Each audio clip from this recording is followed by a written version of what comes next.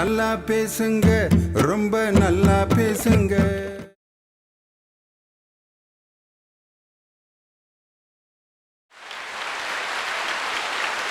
இன்னைக்கு நம்ம காதில் கேட்ட ஒரு விஷயத்தை மறந்துடலாம்.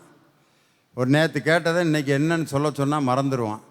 கண்ணில் பார்த்த விஷயத்தை கூட மறந்துடுவான்.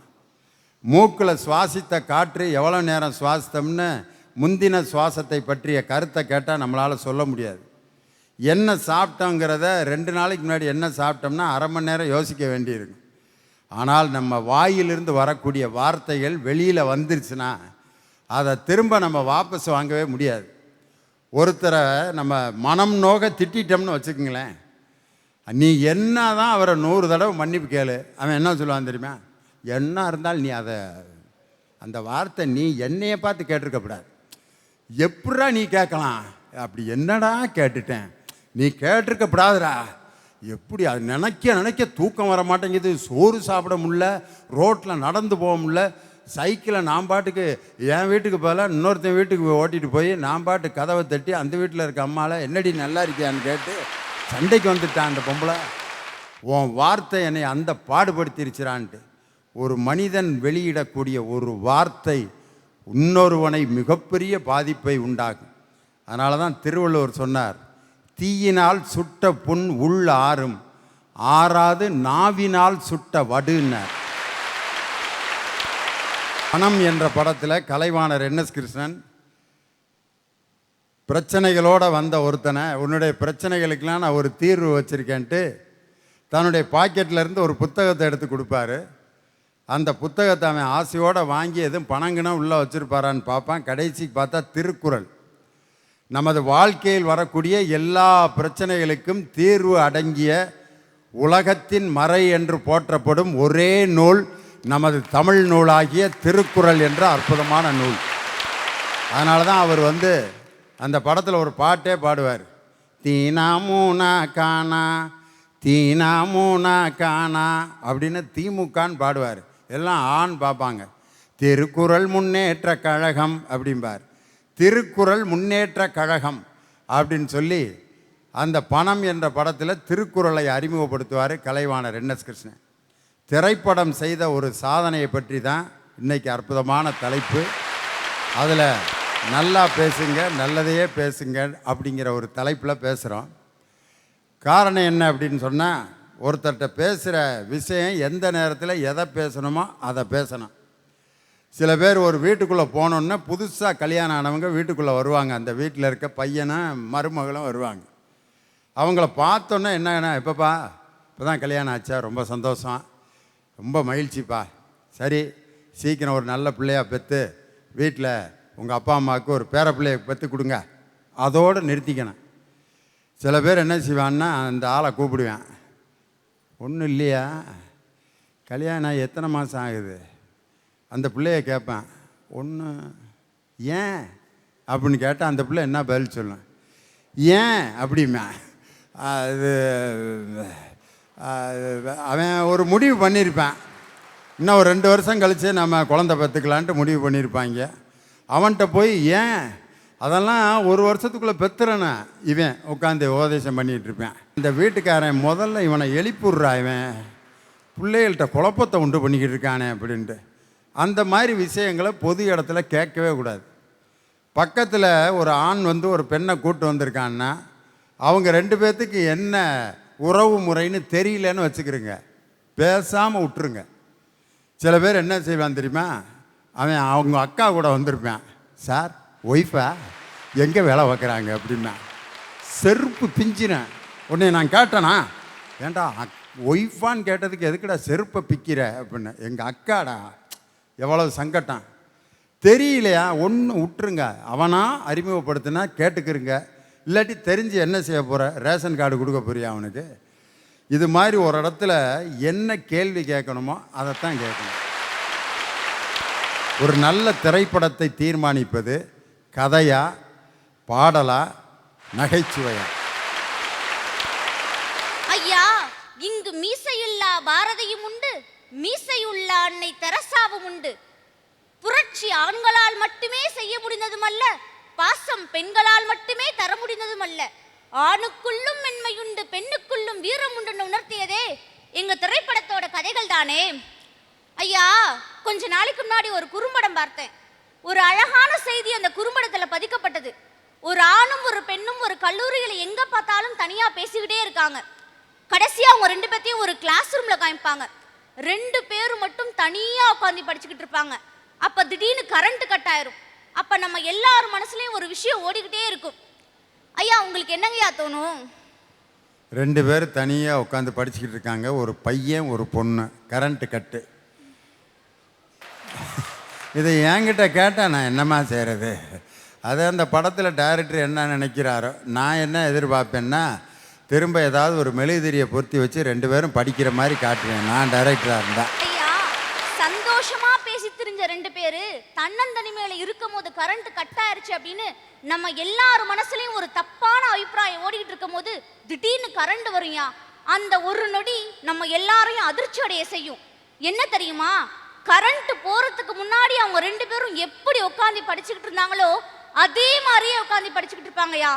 என்னன்னா இது அப்படின்னு நம்ம யோசிக்கும் போது ஒரு அழகான ஒரு வசனம் ஒண்ணு வரும் பாருங்க. அந்த இருள் கூட சொல்கிறது இவர்கள் இருவரும் உண்மையான நண்பர்கள் என்று. அந்த ஒரு வசனம் தப்பா நினைச்சு நம்ம எல்லாரும் மனசையும் ஆழத்துல பலார்னு அரைஞ்ச மாதிரி இருக்குங்கய்யா.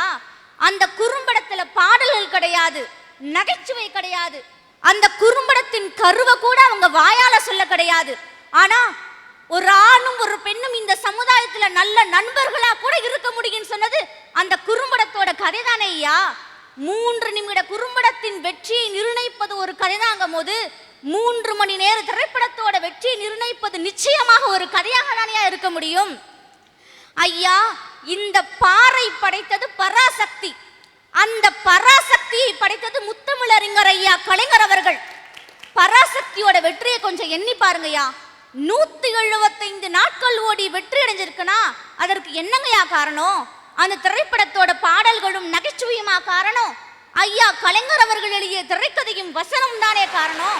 ஐயா அவர்களின் பேனா முனையிலிருந்து வந்த ஒவ்வொரு மைத்துளிதான் அந்த திரைப்படத்தோட வெற்றியை நிர்ணயிச்சது. ஆயுதம் எடுத்தவனுக்கு ஆயுதத்தால் தான் சாவு அப்படின்ற ஒரு கருத்தை அழகா சொன்ன திரைப்படம் பருத்தி வீரன். அந்த படத்துல உள்ள ஹீரோ ஒரு ரவுடியா ஒரு பொறுக்கியா ஊரை சுத்திக்கிட்டு இருப்பான்.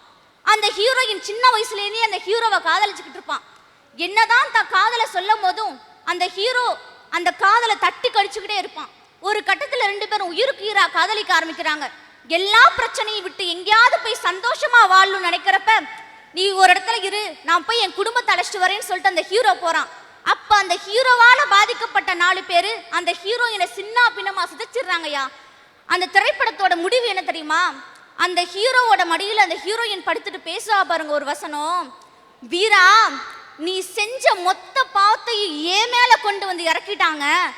உன் மடியில சாக நான் சந்தோஷப்படுறேன், ஆனா இந்த பழியோட சாவ நான் அசிங்கப்படுறேன்னு சொல்வாங்கய்யா. அந்த ஒரு நொடி அந்த ஹீரோ நான் செஞ்ச எல்லா தப்பையும் உணர்ந்து என்ன தெரியுமா செய்வான்? நான் என்னதான் பெரிய கொலைகாரனா இருந்தாலும் பரவாயில்ல, என் மனதை கொள்ளை கொண்ட என் காதலியின் மானத்தை காப்பாத்தணும்னு அவளை வெட்டி கொல்ற மாதிரி அந்த கதையில காமிச்சிருப்பாங்கய்யா. அந்த கதை தான் அந்த திரைப்படத்தை இன்னை வரைக்கும் என்ன பேச வச்சிருக்கு. ஐயா, 20 வயது வரைக்கும் வேளா வேலைக்கு சோறு, 20 வயதுக்கு மேல் வேலைக்கு போனாதான் சோறு அப்படின்ற கருத்தை அழகா சொல்லி படிச்சுட்டு வேலை இல்லாம இருக்க ஒவ்வொரு இளைஞனும் இந்த சமுதாயத்துல எந்த அளவுக்கு கஷ்டப்படுறான்றத காமிச்சு முயற்சின்னு ஒண்ணு இருந்தா அவன் எல்லா தடைகளையும் மீறி வெற்றி அடையலாம் காமிச்சு திரைப்படையா வேலை இல்லாப்பட்டதாரு திரைப்படம். அந்த திரைப்படத்தோட வெற்றியை நிர்ணயிச்சது அந்த கதை தான் சொன்னா உங்களால மறுக்க முடியுமா? அந்த திரைப்படத்தை பார்த்தா முடியாதுன்னு சொல்லி முடங்கி கிடக்கிற ஒவ்வொரு இளைஞனும் முயற்சியை நோக்கி பயணிக்க ஆரம்பிப்பாங்கயா.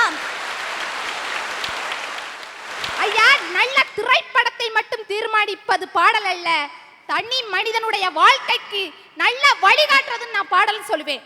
ஐயா, 3 மணி நேரம் உட்காந்து கதையை பார்க்கறான் அப்படின்னா அழுகுவான். 3 மணி நேரம் உட்காந்து நகைச்சுவையை கேட்கறான் அப்படின்னா சிரிப்பான். ஆனா எந்த ஒரு மனிதனையும் எந்திரிச்சு ஆட வைக்கிறது எங்களுடைய பாடல் ஐயா. ஐயா, இன்னைக்கு கதை எப்படி தெரியுமா இருக்குது? 10வது படிக்கின்ற மாணவியை கூட பாலியல் உணர்ச்சி தூண்டுற அளவிற்கு கேவலமா இருக்குதுயா. இப்படிப்பட்ட கதை நல்லை படத்தை திருமாடிக்குமா? இல்லவே இல்லை. ஐயா, இன்னைக்கு கில்லின்னு ஒரு படத்துல காதலிய கூட்டிக்கிட்டு செல்வதற்காக காதலன் நாய் மேல மிளகாப்பொடிய தூவிட்டு போவாரு. அந்த படம் வந்த பிறகுதான் இந்திய நாட்டில் ஒவ்வொரு திருடனும் எப்படி எளிமையா திருட வேண்டும் காட்டினது அத்தகைய படம் ஐயா. அத்தகைய கதையா ஒரு நல்ல திரைப்படத்தை தீர்மானிக்கும்? இல்லவே இல்லை. ஏக் தோ தீன் சார் ஒத்துக்கடி, நான் ஒன்னொன்னா சொல்லித்தாரேன் கத்துக்கடி. தம்பி, சமந்தாவுக்கு 1 2 3 4 தெரியலன்னு சொல்லி கொடுக்கல. ஏக்னா நான் ஒரு ஆளு, தோன்னா நம்ம 2 பேரும் சேர்ந்து, தீன்னா நம்ம 2 பேருக்கு ஒரு பொம்பளை புள்ள, சான்னா நம்ம 2 பேருக்கு ஒரு ஆம்பளை புள்ள, நம்ம 4 பேரும் சேர்ந்து இந்த சமுதாயத்தை மாத்தி காட்டுவோம்னு அழகா சொல்லியிருக்காங்க ஐயா. ஐயா, அன்றைக்கு ஆதிவாசி நிர்வாணமாக திரிந்த பொழுது கூட தவறாக பார்க்காத சமுதாயம் இன்றைக்கு நவ நாகரிகங்கிற பேர்ல அரை குறையா ஆடை அணிந்து கொண்டு வந்தால் கூட தவறா பாக்குதுன்னா அதுக்கு முக்கிய காரணம் கதை மட்டும்தாயா. ஐயா, ஆட்டோகிராஃப்னு ஒரு படத்துல லட்சம் கனவு கண்ணோடு லட்சியங்கள் நெஞ்சோடு உன்னை வெல்ல யாரும் இல்லை உறுதியோடு போராடு என முடியாது என மூளையில் முடங்கி கிடந்தவனை கூட முடியும் என எழுச்சி பெற செய்தது எங்களுடைய பாடல் ஐயா. ஐயா, எங்க பயல்களுக்கு 2 அடி திருக்குறளை கூட மனப்பாடம் பண்ண முடியாது. ஆனா 2500 பாடலை ஈஸியா மனப்பாடம் பண்றாங்க அப்படின்னா அந்த அளவிற்கு அவங்க நெஞ்சில பதுக்கி இருக்கிறது எங்களுடைய திரைப்பட பாடல் மட்டும்தான் ஐயா. ஐயா, கண்ணதாசன் ஐயா அழகா எழுதியிருப்பாரு. நான் பேச நினைப்பதெல்லாம் நீ பேச வேண்டும், நீ பேச வேண்டும், நாளோடும் பொழுதோடும் உறவாட வேண்டும், உறவாட வேண்டும். இதை விட கணவன் மனைவி உறவை எடுத்து காட்டுவதற்கு ஒரு கதை தேவையா? இல்லை நகைச்சுவை தான் தேவையா? இப்படிப்பட்ட பாடல் தான் ஐயா தேவை. ஐயா, அநேகன் ஒரு படம், 4 கேரக்டர், ஒண்ணுமே புரியல. நகைச்சுவை ஒண்ணுமே கிடையாது. பாட்டை பத்தியலா? பொண்ணுங்களாக வளமா என்னாத வச்சு உன் கூட வந்து பறக்கலையா அக்கா தங்கச்சி, நல்ல பொண்ணு தேடி வர ஒன்னா நினைச்சு நீ அந்த பொண்ணை அடிச்சா விட்டு மாறாத கச்சே. பெண்களை தங்கச்சி அக்கான்னு அருமையா சொல்லியிருக்காங்க அந்த பாடல்ல. இப்படிப்பட்ட பாடல் தான் ஒரு நல்ல திரைப்படத்தை தீர்மானிக்கும். மனிதன் தெய்வமாகலாம், வாரி வாரி வழங்குவதன் மூலம் வள்ளலாகலாம், வாளை போல தன்னை தந்து தியாகியாகலாம், மெழுகை போல உரி உரி ஒளியை வீசலாம் என்ற கவியரசர் கண்ணதாசன் அவர்களது சிந்தனையை முன்னிறுத்தி, நான் வளர்கின்ற இடம், வளர்ந்த இடம், என் தம்பி தங்கைகளை வளர்க்கின்ற இடம், பட்டி தொட்டி இளைஞர்களை எல்லாம் பட்டதாரியாக்குகின்ற இடம், அதுதான் என் கலை மற்றும் அறிவியல் கல்லூரி. சொந்தங்களுக்கு அன்பான வணக்கத்தை தெரிவித்துக் கொள்கின்றேன். ஒண்ணுமில்லையா, அருமையான தலைப்பு. நல்ல திரைப்படங்களை தீர்மானிப்பது கதையா நகைச்சுவையா திரைப்பாடலான நான் கதையே அப்படிங்கிற தலைப்பில் பேச வந்திருக்கேன். ஒண்ணுமில்ல, கலைஞரோட விரலும் சிவாஜியின் குரலும் தான் தமிழுக்கு உயிரூட்டியது. எத்தனையோ திரைப்படங்களை இவர்களது கூட்டணி தந்தது. சிவாஜி இறந்து கிடக்கின்ற தருணம், அனைவரும் அனைத்து தலைவர்களும் மனிதர்களும் கண்ணீர் சிந்துகின்ற தருணம். அந்த நேரத்திலே வைரமுத்து வந்து பார்க்கிறார். பார்த்துவிட்டு எண்ணத்திலே தோன்றுவதை நினைக்கின்றார். அதை ஒரு மேடையிலே பேசுகிறார். சிவாஜி கணேசன் இறந்து கிடக்கின்றார். அது ஒரு உடல் மட்டுமல்ல, இங்கே வீரபாண்டிய கட்டபொம்மன் இறந்து கிடக்கின்றான், சுந்தரர் இறந்து கிடக்கின்றார், ராஜராஜ சோழன் இறந்து கிடக்கின்றார், கர்ணன் இறந்து கிடக்கின்றார் என்ற தனது கற்பனை சிந்தனையை அற்புதமாக திணிக்கின்றார். அந்த காலகட்டத்துக்கு அப்புறம் எத்தனையோ திரைப்படங்கள் சமுதாய நிலைமையை அற்புதமாக காட்டியிருக்கியா? ஒண்ணுமில்ல, அடுப்பூதும் பெண்களுக்கு படிப்பதுக்குன்னு பெண்களை ஓரங்கட்டி வச்சிருந்த சமுதாயம். ஒண்ணுமில்ல, அழகா அற்புதமா ஒரு படம் கொடுத்துருக்கோம் நம்மளுக்கு. விதிங்கிற திரைப்படத்துல கற்பழிக்கப்பட்ட பெண்களோட நிலைமையை அழகா காட்சியாக்கியிருப்பாங்க. கோர்ட் சீன்ல சகுந்தராவா வாதாடக்கூடிய வக்கீல் சொல்லுவாங்க, ரெண்டு கொள்ளைக்காரங்க கொள்ளையடிச்சா கிடைக்கக்கூடிய லாபத்தை 2 பேரும் பிரிச்சுக்கிடுவாங்க. அது மாதிரி ஒரு 2 வியாபாரியை சேர்ந்து வியாபாரம் பார்த்தா கிடைக்கக்கூடிய லாபத்தை நஷ்டத்தை 2 பேரும் பிரிச்சுக்குவாங்க. ஆனா ஒரு ஆணும் பெண்ணும் தவறு செய்தா கிடைக்கக்கூடிய பழி அனைத்தும் பெண்ணின் மீது சுமத்தப்படுகிறது. இந்த நிலை மாற்றப்பட வேண்டும் அப்படின்னு அழகா சொல்லி, கருப்பு முகம் கருப்பு சாயம் பூசப்பட்ட பெண்களை கருப்பு சட்டை போட வைத்தது அந்த திரைப்படம். அடுத்ததாக கருத்தம்மா அப்படிங்கிற திரைப்படம் பெண் சிசு கொலைக்கு எதிராக குரல் கொடுத்தது. எத்தனையோ திரைப்படங்கள் வந்திருக்குது. சமுதாயத்துல அடுத்தடுத்த பிரச்சனைகளை அழகா ஆக்கியிருக்கு. நட்புக்கு பாஸ் என்கின்ற பாஸ்கரன் ஒரு அருமையான திரைப்படம் உதாரணமா கொடுத்தாங்கய்யா. இன்னைக்கு சமுதாயத்துல ஒண்ணுமில்ல, சகிலாவையும் சரோஜா தேவியையும் டீச்சர் ஆக்கினாலும் நாங்க படிக்க மாட்டோம், ஆனா கண் பார்வை இழந்த ஆசிரியரையும் நாங்கள் ஆசிரியராக பார்த்து விட்டோமே என்றால் நாங்கள் படித்து வாழ்விலே வெற்றி பெறுவோம் என்ற அற்புதமான கருத்தையும் அந்த பாஸ் என்ற பாஸ்கரன் திரைப்படம் அழகா பதிவு செஞ்சிருக்குங்க. விழுப்புரத்தை விழாப்புறமாக்கி விட்டு தூத்துக்குடியை தூக்கி நிறுத்திவிட்டு பொன்னமராவதி, ஆலங்குடி, சித்தன்னவாசல் போன்ற அழகான ஊர்களை கொண்ட இந்த புதுக்கோட்டையை புதுப்பிக்க வந்திருக்கும் ஐயா லியோனி அவர்களுக்கும் எனது வணக்கத்தை தெரிவித்துக் கொண்டு, எங்க பயல்கள்லாம் ரொம்ப தெளிவான பயல்கள். இங்க பேச போறேன்னு வந்து சொன்னேன், பயல்கள்கிட்ட சொன்னேன். என்னடா பேச போறேன்னு கேட்டாங்க. நான் பாட்டை பத்தி பேச போறேன்டான்னு. பயலுக சொல்றாங்க, பாட்டு ஸ்டெப்னி மாதிரிடா, அதை பத்தி போய் ஏன்டா பேசுறேன்றான். பாடல் ஸ்டெப்னி மாதிரி தான், ஆனா அது எப்படிப்பட்ட ஸ்டெப்னி தெரியுங்களா? ஒரு கார்னு வச்சுக்கோ, உங்க கார் தான் உங்க படம்னு வச்சுக்கோங்க. அதுல கதை, திரைக்கதை, நகைச்சுவை, வசனம்ன்ற இந்த 4 டயர்ல எந்த டயர் பஞ்சர் ஆனாலும் அந்த படத்தை வெற்றின்ற பாதைக்கு நோக்கி ஓட்டி செல்லுதுல, அந்த மாதிரியான ஸ்டெப்னிங்க எங்க பாடல். கதை தான் ஒரு திரைப்படத்துக்கு முதுகெலும்பு நல்லா இருக்கணும்ல, அதுக்கு தேவை கால்சியம்ன்ற எங்க பாடலுங்க. அந்த பாடல் இருந்தா தான் உங்க கதை நல்லா இருக்கும். 3ஆம் பிறைன்னு ஒரு படம் வந்துச்சு, உலகநாயகன் கமலஹாசன் நடித்த 3ஆம் பிறை. இந்த படத்தை நான் சொன்னோன்னா உங்களுக்கு என்ன ஞாபகம் வருது? கண்ணே கலைமானே கன்னிமகிலென கண்டேன் உனை நானே, அந்திப்பகல் உனை நான் பார்க்கிறேன், ஆண்டவனை அதைத்தான் கேட்கிறேன். இந்த அழகிய பாடல் தானுங்க ஞாபகம் வருது. யார் சொன்னது? ஒரு பெண் மட்டும்தான் உயிரை சுமப்பாள் என்று யார் சொன்னது? ஒவ்வொரு ஆணின் இதயத்தையும் தொட்டு பாருங்கள், அதில் ஒரு பெண்ணின் நினைவு உயிராக சுமக்கப்படும் அழகான பொருளை தந்த இந்த வரிகள் தானுங்க ஞாபகம் வருது. எங்க பையனுங்க வாட்ஸ்அப்ல பயங்கரமான கில்லாடிய பயங்கரமா எழுதுவானுங்க, கற்பனையை உண்மையா எழுதுவானுங்க, உண்மையை கற்பனையா எழுதுவானுங்க. ஒரு இது எழுதியிருந்தானுங்க பாருங்க, 1995 வருஷம் ஒருத்தன் ஒரு தெருவுக்குள்ள போறேன், போயிட்டு ஒரு வீட்டு கதவை தட்டி, அண்ணே இந்த இன்ஜினியர் சார் வீடு எங்கனே இருக்கு அப்படின்னு கேட்குறான். அதுக்கு பதில் சொல்றானுங்க, இன்ஜினியர் வீடு தானே, இந்த பக்கத்து தெருவில் இருக்கு, வாங்க நான் காட்டுறேன்னு கூட்டிட்டு போய் காட்டுறான். அடுத்து 2005 அதே கேள்வி மாறல, அண்ணே இந்த இன்ஜினியர் சார் வீடு எங்கனே இருக்கு அப்படின்னு கேட்குறான். அதுக்கு பதில் சொல்றான், நேரா போய் லெஃப்ட்ல திரும்பினா 2வது வீடு பண்றான். அடுத்து 2015 அதே கேள்வி, அண்ணே இந்த இன்ஜினியர் சார் வீடு எங்கனே இருக்கு அப்படின்னு கேட்குறான். இந்த தெருவில் நிறைய இன்ஜினியர் இருக்காங்க, பேர் என்ன அப்படின்னு கேட்குறான். அடுத்து 2025 அதே கேள்வி, அண்ணே இந்த இன்ஜினியர் சார் வீடு எங்கனே இருக்கு. அதுக்கு சொல்றான் பாருங்க பதிலு, இந்த தெருவில் நீ எந்த வீட்டுக்கு போனாலும் ஒரு இன்ஜினியர் இருப்பான்டான்றான். அடுத்து 2035 அங்கேயும் போவோம், அதே கேள்விதான், கேள்வி மாறவே மாட்டேங்குது, அண்ணே இந்த இன்ஜினியர் சார் வீடு எங்கனே இருக்கு. அதுக்கு சொல்றான் பாருங்க பயலு, அட கிறுக்கு பயலே, இன்ஜினியருக்கு ஏதுரா வீடு, நம்ம வெள்ளாத்து பாலத்துக்கு கீழே படுத்து கிடக்காம்பாரு, அவன் எல்லாமே இன்ஜினியர் தான். இப்படி வேலையில்லா திண்டாட்டத்தை வந்து அழகா படம் முடிச்சு காட்டுறது உங்க படமா இருக்கலாம், திரைக்கதையா இருக்கலாம். ஆனா அந்த வேலையில்லாத இளைஞனுக்கு அதுல நம்பிக்கை ஊட்டுனது எதுங்க?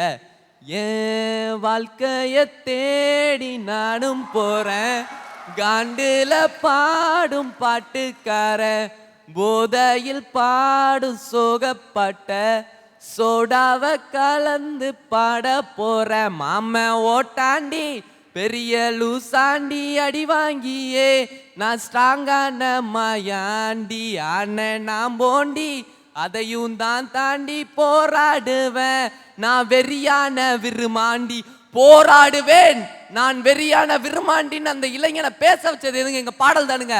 அதனால தான் அந்த திரைப்படம் தடை அதை உடை புது சரித்திரம் படை அப்படின்னு சரித்திரம் படைக்கிற அளவுக்கு பேச வச்சிருக்குன்னா அதுக்கு காரணம் எங்க பாடல் தானுங்க.